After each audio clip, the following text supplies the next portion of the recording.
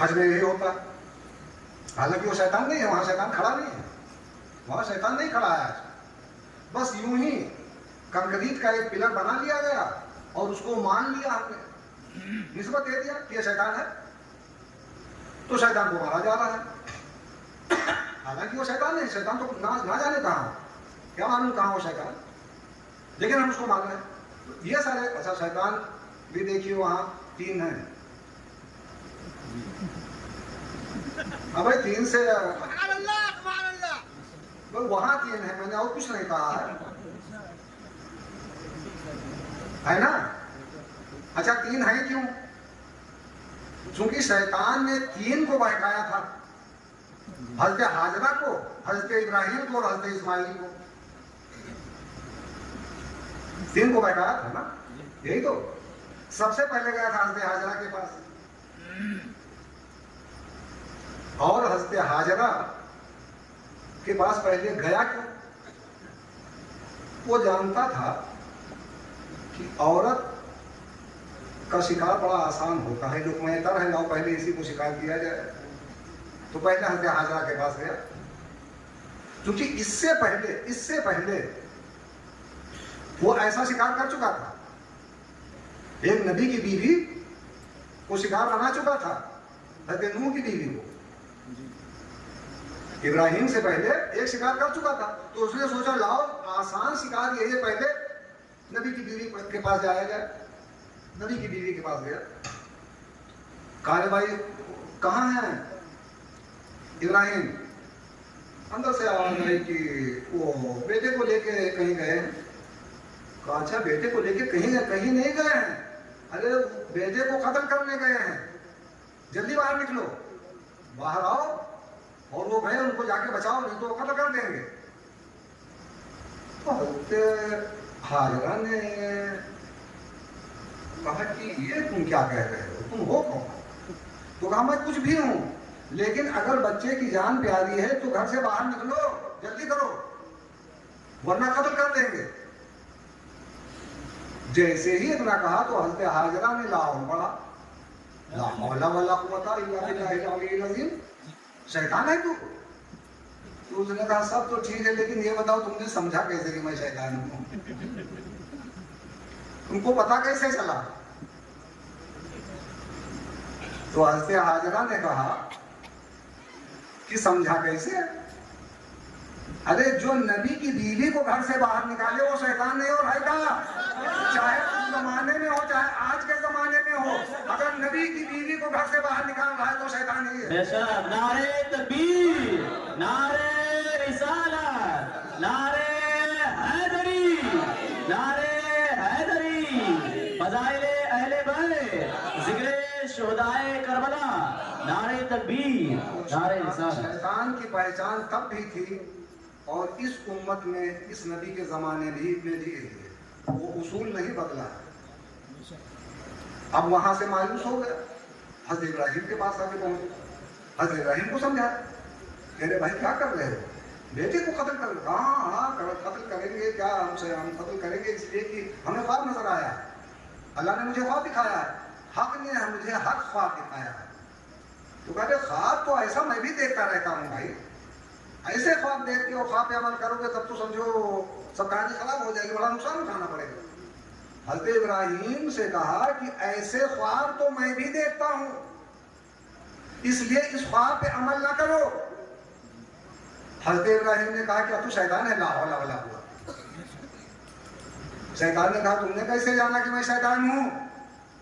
کہا تو نے نبی کو اپنے جیسا سمجھا ہے, جیسا خواب جیسا خواب میرا ویسا خواب تیرا, تو نے نبی کو اپنے جیسا سمجھ لیا, اس کا مطلب تو شیطان ہے.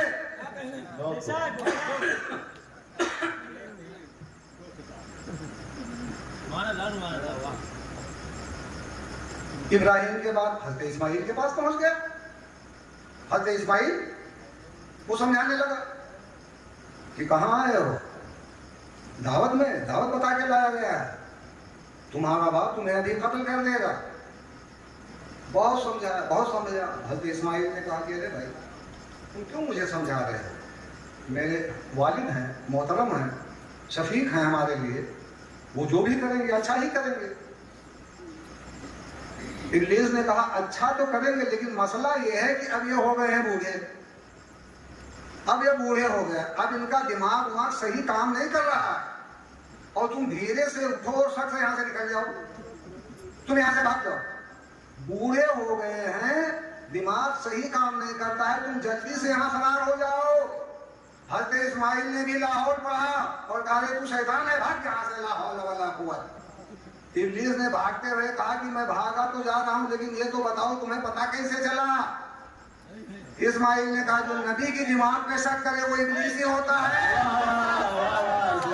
ماشاء اللہ ماشاء اللہ، نعرہ تکبیر، اللہ اکبر، نعرہ تکبیر، اللہ اکبر، نعرہ رسالت، یا رسول اللہ، نعرہ رسالت، یا رسول اللہ، نعرہ حیدری، یا علی یا علی، نعرہ حیدری، نعرہ تکبیر، اللہ اکبر، نعرہ رسالت، یا رسول اللہ، ماشاء اللہ۔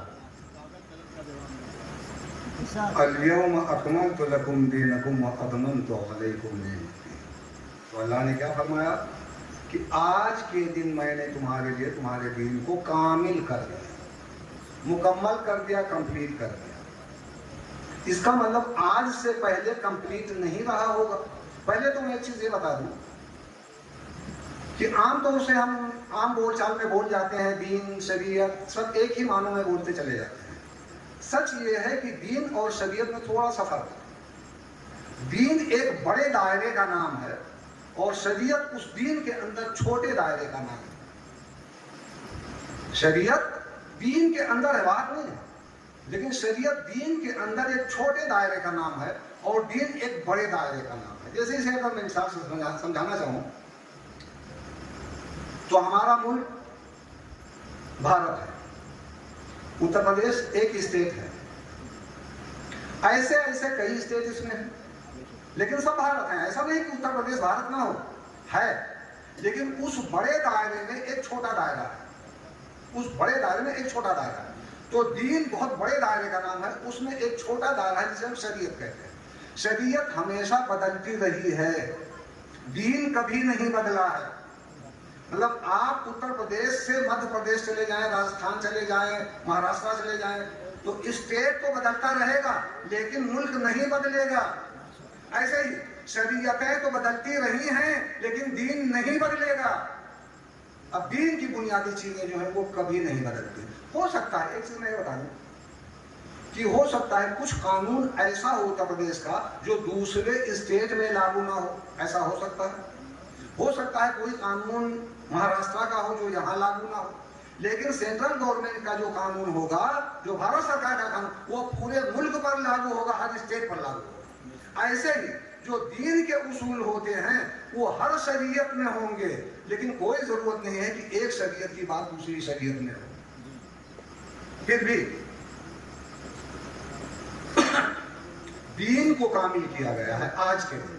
اب اس میں ایک ایک لفظ پر تو بہت ٹائم لگے گا، لیکن میں بہت سرسری بات کرتے ہوئے آگے بڑھ رہا ہوں۔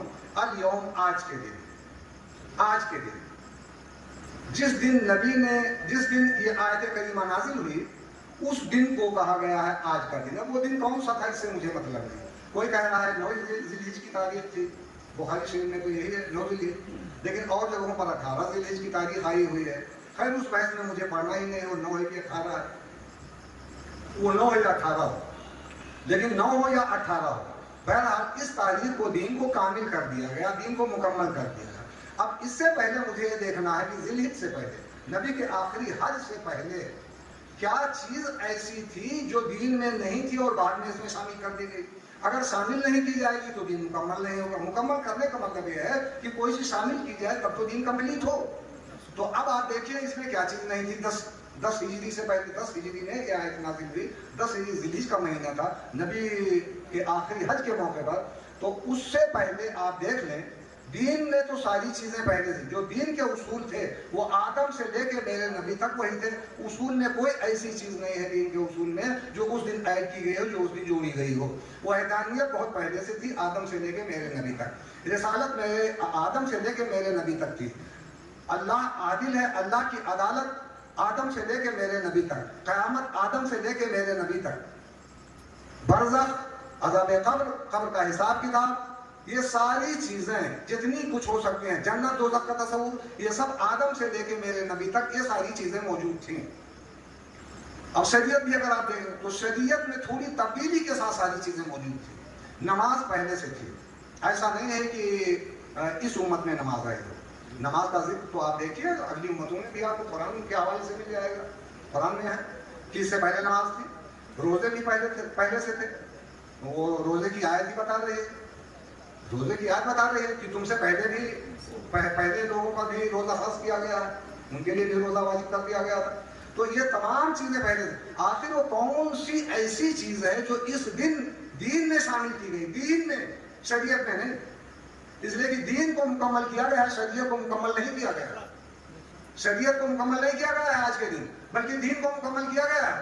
اب اگر کوئی یہ کہے کہ ولایت علی دین میں شامل نہیں ہے تو گویا اس آیت کا انکار کر رہا ہے، اس لیے کہ ولایت علی سے، ولایت علی کے بعد غدیر کے موقع پر یا حضرت عمر کی زبانی عرفات کے میدان میں میں مان لوں تو چاہے عرفات کا میدان ہو چاہے غدیر کا میدان ہو، ہے بہرحال میدان، وہ کوئی بند کمرہ نہیں ہے صفیفہ کی طرح، ہے وہ میدان ہی، وہ میدان ہی ہے جہاں دین مکمل کیا گیا اور ولایت علی کو دین میں شامل کیا گیا۔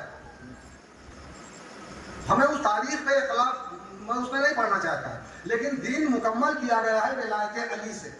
اگر ولایت علی شامل نہ کیا جائے، اگر ولایت علی شامل نہ کی جائے دین میں اور آدمی ماننے سے انکار کر دے تو یقیناً دین کا انکار کیا اور ساری شریعتوں کا بھی انکار کر دیا اس نے۔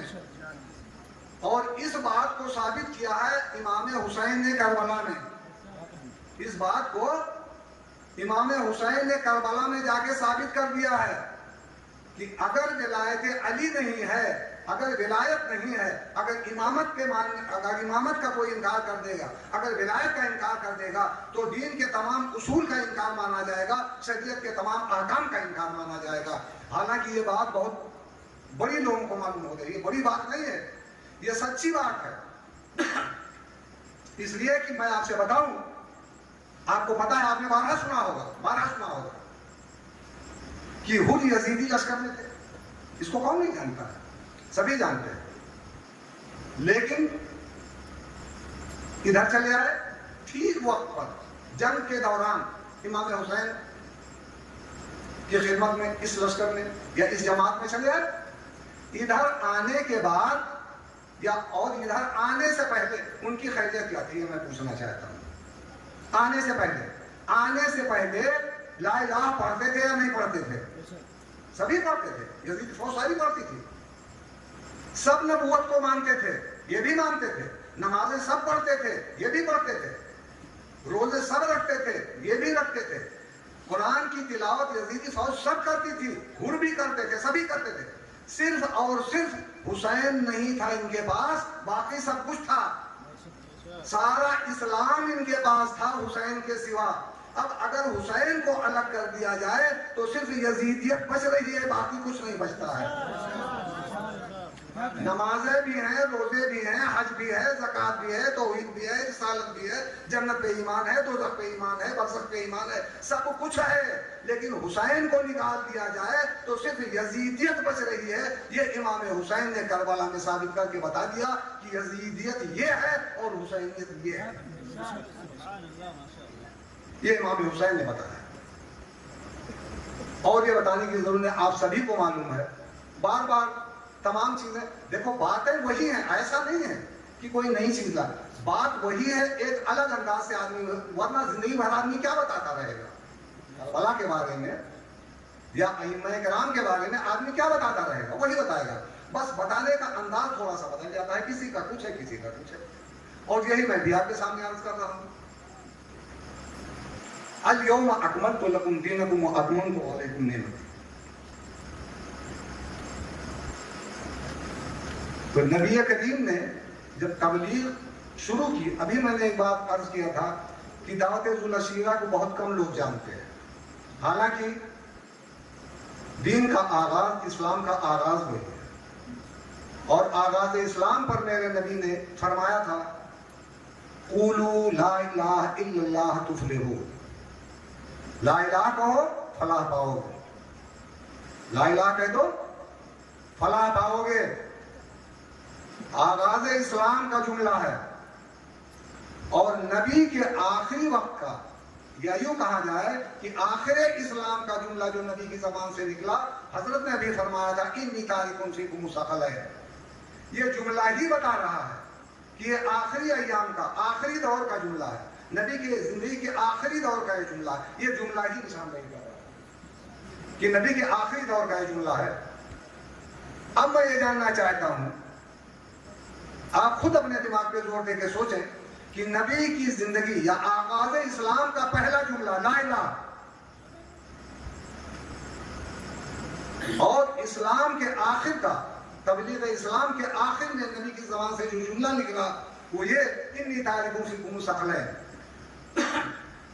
اگر شروعاتی جملے کے انکار کرنے والے کو آپ کافر کہتے ہیں، دین سے خارج کہتے ہیں کہ نہیں کہتے ہیں؟ کہا جاتا ہے نا کہ دین سے خارج ہے، کہ بے دین ہے۔ اگر کوئی لا الہ کا انکار کرے، نبی کی زبان سے نکلا ہوا وہ جملہ جو آغاز اسلام میں نکلا تھا، اگر اس کا کوئی انکار کر دے تو ہم کہتے ہیں یہ دین سے باہر ہو گیا۔ اور آخری دور کے جملے کو اگر کوئی ماننے سے انکار کر دے تو وہ دین سے باہر کیوں نہیں ہے؟ تو پہلے جملے کو تو ماننے والے ہیں سبھی، تمام مانر، لیکن جو آخری وقتوں میں جو جملہ نبی کی زبان سے نکلا اس کے ماننے والے آج نہیں ہیں۔ اور دونوں جملوں کی قیمت، دونوں جملوں کا وزن، دونوں جملوں کی ویلو برابر ہے۔ یہ مت سوچنا کہ اس میں کوئی کمتر ہے، کمتر کچھ بھی نہیں ہے۔ اگر لا الہ ضروری ہے تو اتنا ہی ضروری انی تارکٌ فیکم ثقلین کا جو مفہوم ہے وہ بھی ضروری ہے، اس پر بھی عمل ضروری ہے، ان کی غلامی بھی ضروری ہے۔ اگر یہ آپ نہیں کر رہے ہیں یا کوئی بھی نہیں کر رہا ہے تو یاد رکھیے نہ وہ دین کے اندر ہے، نہ آخری جملے کا انکار کرنے والا دین کے اندر ہے، دین کے اندر نہیں رہ سکتا۔ حضرت نے بھی فرمایا کہ نبی کریم نے فرمایا کہ میں تمہیں دو برابر وزن کی چیزیں چھوڑ کے جا رہا ہوں۔ ثقلین بھاری چیز کو کہ بھاری بھرکم چیز کو ثقلین کہا جاتا ہے، تو برابر وزن کی چیزیں میں تمہارے اندر چھوڑ کے جا رہا ہوں۔ ان تمسکتم بہما لم تضلوا بہ، ان دونوں کو پکڑ کے رکھو گے تو گمراہ نہیں ہوگے، ان کو پکڑ کے رکھو گے، ان کو مضبوطی کے ساتھ پکڑ کے رکھو گے، ان کی غلامی میں رہو گے، ان کے پیچھے رہو گے تو کبھی گمراہ نہیں ہوگے۔ لیکن یہاں پیچھے کہاں رہتے ہیں، یہاں تو آگے چلنے کی ہوڑ ہے۔ حضرت نے فرمایا کہ نبی کریم کو بھی کسی کے پیچھے نماز پڑھوا دی گئی،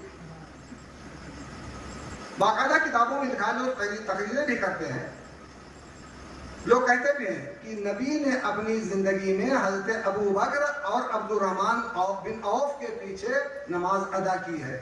چند ایک نماز ہے، چند ایک نماز ہے، چلو میں کہتا ہوں ایک رکعت ادا کی ہے، ایک ہی رکعت سے، ایک ہی رکعت، جیسا کہ آپ کہہ رہے ہیں، جو لوگ کہہ رہے ہیں، لیکن ان کے دماغ میں بھوسا بھرا ہے۔ سوچئے کہ نبی جسے اللہ نے کائنات کا امام بنا کے بھیجا تھا وہ یہاں آ کے مقتدی بن گیا، کیا اللہ کا انتخاب ہی غلط ہو گیا؟ ارے شرم نہیں آتی ہے بات کہتے ہوئے کہ رسول نے امتی کے پیچھے نماز پڑھ لیا؟ اچھا جب امتی کے پیچھے پڑھ لیا، ایک چیز میں یہ جاننا چاہتا ہوں، یہ تو چھوڑیے،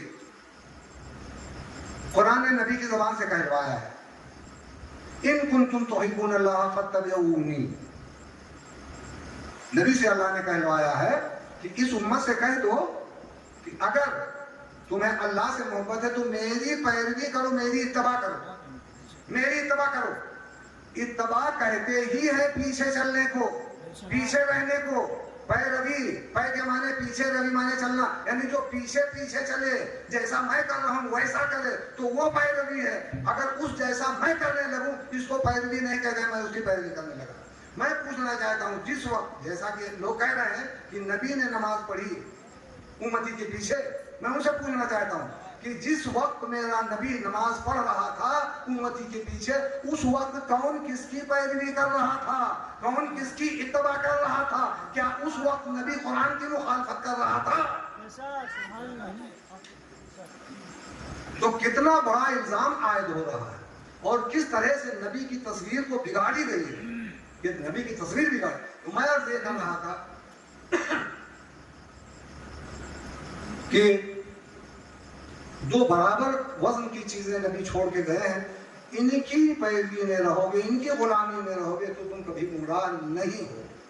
اب اس جملے پہ ذرا آپ لوگ تھوڑا سا غور کر لیجئے، تھوڑا سا، زیادہ نہیں. کیا نیند تو نہیں لگنے لگی بھائی؟ اچھا بتانا. ہاں تاکہ میں نہیں چاہتا ہوں کہ آپ ڈسٹرب ہو یا آپ کو تکلیف ہو. میں اتنی بات کہنا چاہتا ہوں جتنا آپ خوشی سے سننے کے لیے تیار ہیں. تو نبی کریم نے فرمایا کہ میں تم میں دو شکلیں چھوڑ کے جا رہا ہوں، ان دونوں کو مضبوطی سے پکڑ کے رکھنا، ان کی غلامی میں رہنا، ان کی پیروی کرنا، ان کی پیروی کرنا. قرآن نے محبت کے لیے مجبور کیا ہے. حضرت نے بھی وہی آیت کریمہ تلاوت فرمائی تھی. قرآن نے محبت کرنے کے لیے مجبور کیا ہے امتی کو کہ محبت کرو، اور نبی فرما رہے ہیں کہ ان کے پاس رہو، ان کو پکڑ کے رکھو مضبوطی کے ساتھ. تو نبی کیا کہہ رہے ہیں اور کس سے کہہ رہے ہیں؟ بھائی ہم سے تو نہیں کہا، ہم نے تو نہیں سنا، آپ لوگوں نے بھی نہیں سنا ہوگا. جب ہم تھے ہی نہیں تو سنیں گے کیا؟ آپ تو تھے بھی نہیں. اب جو سننے والے تھے اس وقت وہ تھے کون؟ صحابہ کرام تھے. جو سن رہے تھے وہ سب صحابہ کرام تھے. اور صحابہ کرام سے میرے نبی کیا فرما رہے ہیں کہ اگر ان کو پکڑ کے رکھو گے ثقلین کو تو تم کبھی گمراہ نہیں ہوگے. یعنی گمراہ ہونے کے چانسز تمہارے اندر موجود ہیں.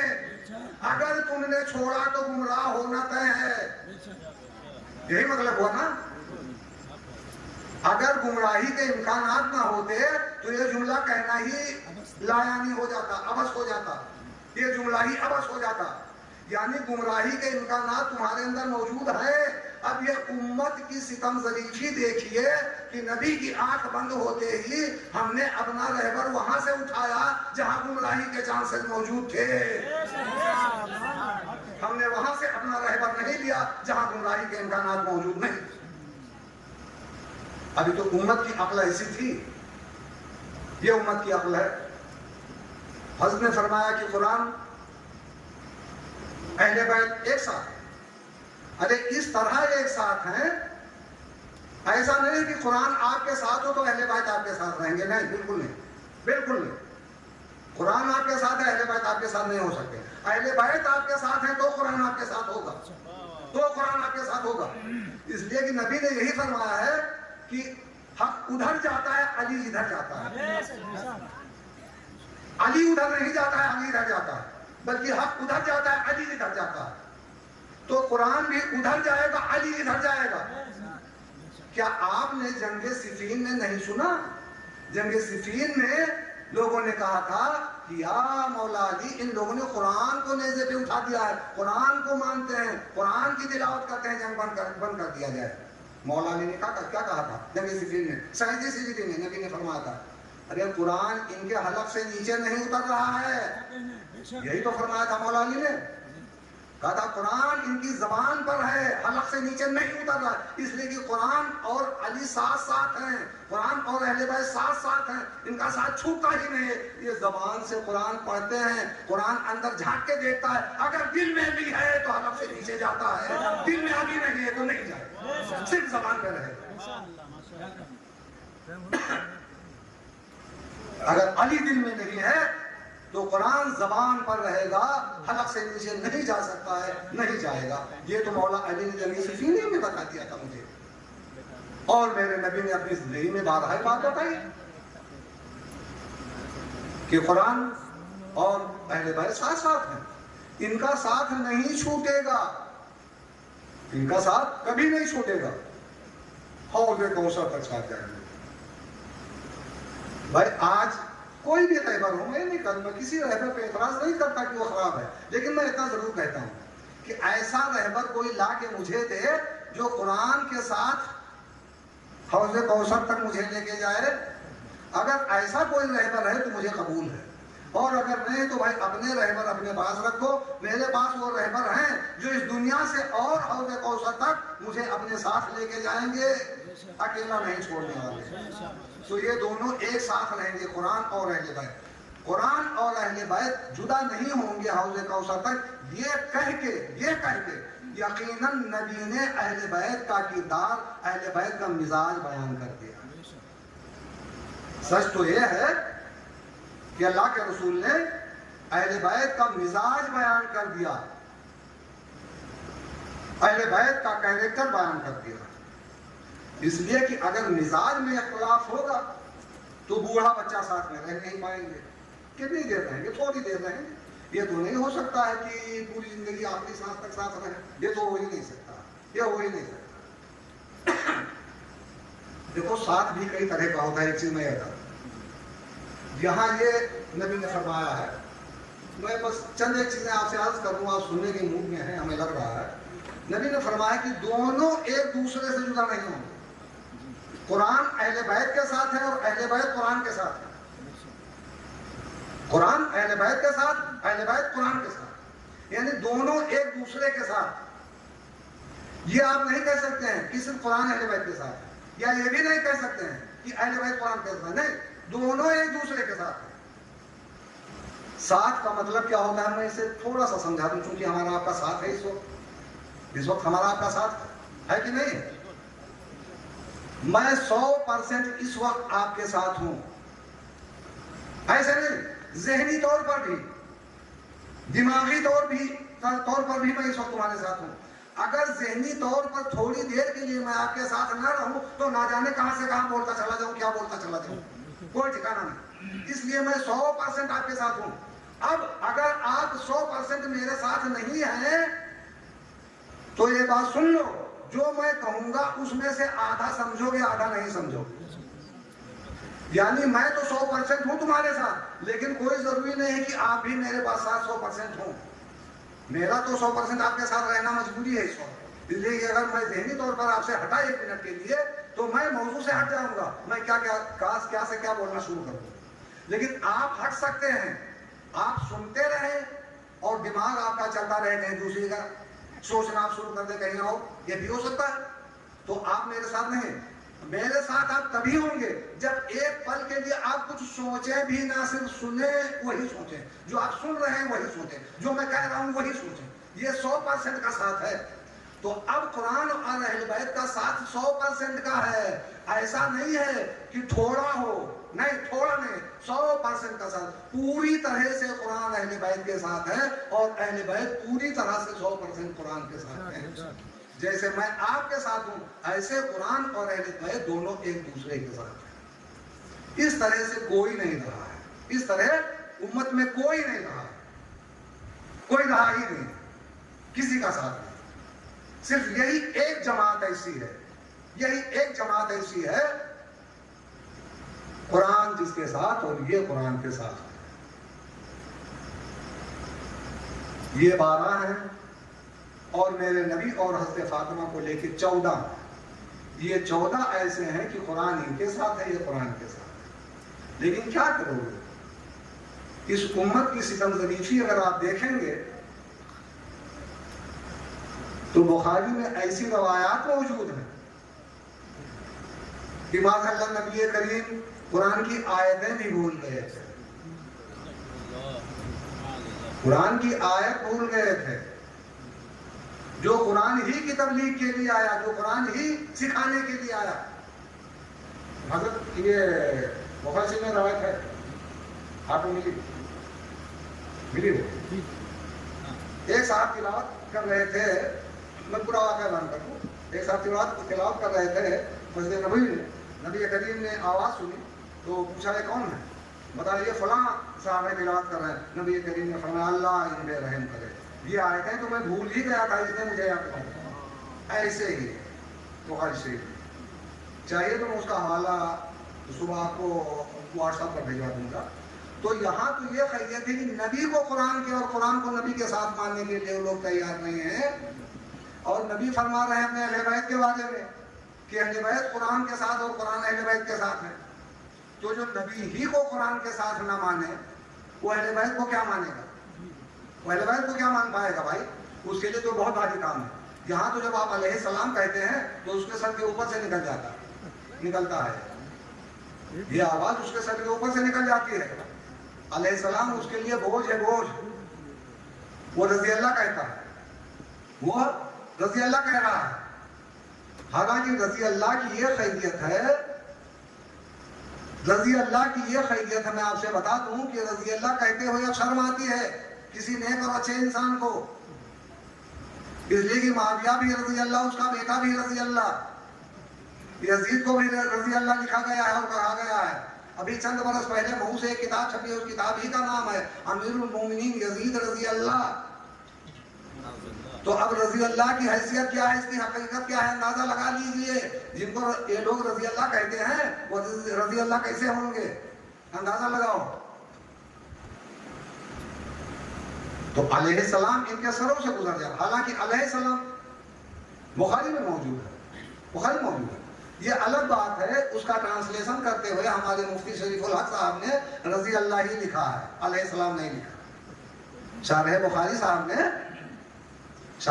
صاحب نے جب اس کی شرح لکھی ہے تو جہاں علیہ السلام ہے اس کو رضی اللہ کر دیا، رضی اللہ ہی لکھا ہے، علیہ السلام نہیں لکھا. بلکہ جو متن، مین متن ہے بخاری کا، بخاری کی مین متن، وہاں سے علیہ السلام کا لفظ ہی غائب کر دیا گیا ہے. یہ بخاری کی شرح کے ساتھ کیا گیا ہے. تو ایسے ایسے سارے ہمارے یہاں موجود ہیں. لیکن ہمارے اکابر ہیں بھائی، اکابر جو کہیں گے، ہم نے پہلے بتا دیا کہ اکابر کی بات تو ہمیں ماننی پڑے گی. جو ہمارے بڑے کر گئے یا کہہ گئے ویسا تو کرنے کے لیے ہمیں ہدایت دی جا رہی ہے کہ بڑوں نے کیا تو ہم کیسے نہ کریں، تو آپ کرتے رہیے. ہم نے بتا دیا ہے کہ اگر بڑوں جیسا آپ کو کرنا ہمت ہے آپ کے پاس تو آپ کر کے دکھا دو. آپ کے بڑوں نے لکھا ہے، یزید کو خلیفہ راشد لکھ دیا ہے. ہم نے کتاب کا نام بھی بتایا ہے اس سے پہلے. اگر بڑوں کی بات ماننا ہے، ہمت ہے تو مان کے دکھاؤ. پبلک کے بیچ میں ذرا کہہ کے دکھا دو یزید خلیفہ راشد ہے تو میں جانوں. کتاب میں تو چپکے سے لکھ سکتے ہو گناہ کرنے کے لیے، لیکن کتاب میں لکھو گے، زبان سے مجمع میں آ کے آپ اسٹیج سے نہیں کہہ سکتے ہیں کہ یزید خلیفہ راشد ہے. پبلک تمہیں برابر کر دے گی، پبلک بڑھیا انعام دے گی، آپ جان لیجیے. یہ ہمت نہیں ہے کسی کے اندر. تو الیوم اکملت لکم دینکم واتممت علیکم نعمتی. اللہ نے فرمایا کہ آج کے دن میں نے تمہارے دین کو مکمل کر دیا، دین کو کامل کر دیا اور اپنی نعمتیں تمام کر دی. تو نبی کریم نے دین کا آغاز، دین کی شروعات کی تھی دعوت ذوالسیرہ سے. دعوت ذوالسیرہ میں آپ نے بارہا سنا ہوگا، جب یہ حکم ہوا کہ اپنے خاندان کے ذوالسیرہ، اپنے خاندان کے لوگوں کو بلا کر کے اور ڈرائیے، تبلیغ کیجیے. تو آپ نے اپنے خاندان کے، ہاشم خاندان کے، ہاشم کی اولادوں کو بلا کر کے تقریباً 40 لوگوں کو بلا کر کے، تقریباً 40 لوگوں کو بلا کر کے اور تبلیغ کی شروعات کی. تمام دین کے اصول، دین کی باتیں بتائیں. اور اس کے بعد یہ فرمایا تھا میرے نبی نے، تمام مجلس سے یہی کہا تھا، وہ جملہ آج بھی موجود ہے کتابوں میں، کون ہے آج جو میری مدد کے لیے آگے بڑھتا ہے، کل وہی میرا جانشین ہوگا، کل وہی میرا خلیفہ ہوگا. لفظ خلیفہ بھی لکھا ہوا ہے. کتاب کا نام ہے تاریخ طبی، آپ ہی کے پاس رکھی ہوئی ہے، اس میں لفظ خلیفہ لکھا ہوا ہے. نبی نے پہلے دن دعوت کا آغاز ہوا، اسی دن آپ نے کہہ دیا تھا کون ہے آج جو میری مدد کے لیے آگے آتا ہے، کل وہی میرا جانشین، کل وہی میرا خلیفہ ہوگا. حضرت مولا علی آگے بڑھے، کہا یا رسول اللہ میں ہوں. کیا کہا؟ یا رسول اللہ میں ہوں. اس کائنات میں یا اس امت میں سب سے پہلے یا رسول اللہ کی آواز اگر نکلی ہے تو مولا علی کی زبان سے نکلی. دعوت ذوالسیرہ. آج تو تم یا رسول اللہ کہہ رہے ہو، آج تو ساری دنیا یا رسول اللہ کہہ رہی ہے، لیکن یہ یا رسول اللہ کہنا یہ حضرت مولا علی کی سنت ہے. سب سے پہلا جملہ نبی علی کی زبان سے یہ نکلا تھا، یا رسول اللہ میں حاضر ہوں تمہاری مدد کے لیے. مولا علی حاضر ہو گئے مدد کے لیے، سامنے کھڑے ہو گئے. 3 بار یہ آواز دی تھی، 3 بار نبی نے آواز دی اور 3 بار مولا علی سامنے آئے. مولا علی کو اپنے سامنے کھڑا کیا اور مجمع سے فرمایا میرے نبی نے کہ آج سے میری بات سنو اور اس کا حکم مانو، اس کی بات سنو، میرا حکم مانو. یعنی وہاں بھی بتا دیا کہ ہم دونوں کا حکم ایک جیسا، ہم دونوں کی اطاعت ایک جیسی، وہاں بھی بتا دیا. بہرحال وہ ہوگا. تو مولا علی نے مدد کے لیے وعدہ کر دیا کہ میں مدد کروں گا. اب مولا علی کی زندگی اگر آپ کو دیکھنا ہے تو پوری زندگی کا جائزہ لے لو، پوری زندگی کا جائزہ لے ڈالو. ہجرت کی رات سے لے کے جنگ بدر، جنگ احد، جنگ خندق، جنگ خیبر، جنگ ہنین، ساری زندگی کا جائزہ لیتے چلے جاؤ، کوئی ایسی جگہ نہیں پاؤ گے جہاں مولا علی نبی کی مدد سے پیچھے آتے ہوں۔ بلکہ میں یہ کہوں گا کہ آپ سے زیادہ مدد کسی نے نہیں کی، کسی نے نہیں کی، بلکہ اور لوگ تو جنگ سے بھاگے بھی ہیں، بھاگنے کا بھی ثبوت ہے، لیکن مولا علی نے یقیناً مدد کی، اور صرف مدد ہی نہیں کی، صرف خود مدد نہیں کی، بلکہ نبی کی مدد کے لیے اور نبی کے دین کی مدد کے لیے اپنی پوری نسل تیار کر کے اور حوالے کر دیا کہ لو یہ بھی تمہاری مدد کے لیے ہے۔ اکیلا علی نے وعدہ کیا تھا، لیکن اولادیں وعدہ نبھا رہی ہیں۔ اکیلا علی نے نبی سے وعدہ کیا تھا، لیکن اس کی اولادیں اور نسلیں کربلا میں وعدہ نبھا رہی ہیں۔ کیا اس سے زیادہ وعدے کا پابند اور کوئی ملے گا امت میں؟ تو اب میں یہ پوچھنا چاہتا ہوں کہ اگر اس طرح وعدہ وفا کیا ہے علی نے، تو اب یہ حق بنتا ہے کہ جو وعدہ اسلام کے آغاز میں نبی نے کیا تھا کہ جو میری مدد کرے گا کل وہی میرے بعد میرا خلیفہ ہوگا، اب اس کا اعلان کر دیا جائے۔ اسی لیے اللہ نے حکم نازل کر دیا، یا ایھا الرسول بلغ ما انزل الیک من ربک، اے رسول اب اس کا اعلان کر دو، اس کی تبلیغ کر دو، اب تبلیغ کر دو جس کا تم نے وعدہ کیا تھا، جو تم کو حکم دیا گیا۔ نبی نے روک کے وہاں تمام قافلوں کو لوگوں کا انتظار کیا، انتظار کرنے کے بعد علی کی مولائیت کا، علی کے ولایت کا اعلان کیا، اور لوگوں سے منوایا بھی ہوا، لوگوں سے وہاں منوا بھی گیا، لوگ مان بھی گئے۔ اب وہاں تو سامنے مان گیا، باقی پیچھے اللہ جانے کوئی مانے نہ مانے، لیکن سامنے تو مان ہی گئے، تمام لوگوں نے مانا۔ لوگوں نے امیر المومنین بھی کہا اپنی زبان سے، جو بعد میں خود امیر المومنین بنے، ان لوگوں نے بھی اپنی زبان سے امیر المومنین کہہ کے اور بیعت کیا ہے علی کی اس مقام پہ جب علی کی ولایت کا اعلان کیا گیا۔ علی کی ولایت کے اعلان کے بعد، اعلان ولایت کے بعد یہ آیت کریمہ نازل ہو گئی، الیوم اکملت لکم دینکم واتممت علیکم نعمتی، آج کے دن میں نے تمہارے دین کو کامل کر دیا۔ یعنی دین کامل ہوا ہے ولایت علی سے، دین کامل ہوا ہے جانشین علی سے، دین کامل ہوا ہے علی کی رہبری سے، علی کی حاکمیت سے، علی کی دوستی سے نہیں۔ جو لوگ ولی کا معنی دوست کر رہے ہیں وہ نہیں، وہ جھوٹ بول رہے ہیں، وہ دھوکہ دے رہے ہیں۔ اس لیے کہ نبی نے ولی کو کس معنی میں استعمال کرنا ہے، نبی نے پہلے ہی اس کی تشریح کر دی ہے کہ ولی کو تم دوست کے معنی میں نہیں لے سکتے ہو۔